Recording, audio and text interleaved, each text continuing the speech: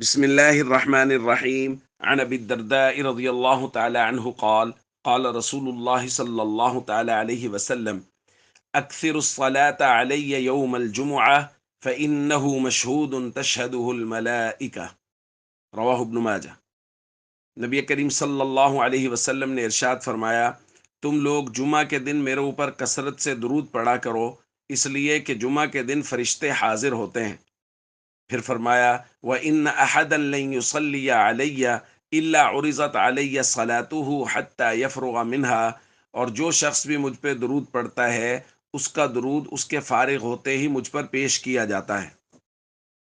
دوستو، بعض روایات میں می یوم الجمعہ و لیلۃ الجمعہ کا لفظ ہے کہ جمعہ اور شب جمعہ میں کثرت سے درود پڑھا کرو، یعنی جمعرات والے دن مغرب سے لے کے جمعہ والے دن مغرب تک درود پاک کثرت سے پڑھنا اللہ کے یہاں بہت پسندیدہ عمل ہے۔ اور کچھ دنوں کے بعد، کچھ ہفتوں کے بعد کوشش کی جاتی ہے کہ جمعہ والے دن درود پاک کی فضیلت پر درس بھیجا جائے، تاکہ ہم لوگ اس عمل کو پابندی سے کرنے والے بن جائیں اور استحضار کے ساتھ کرنے والے بن جائیں۔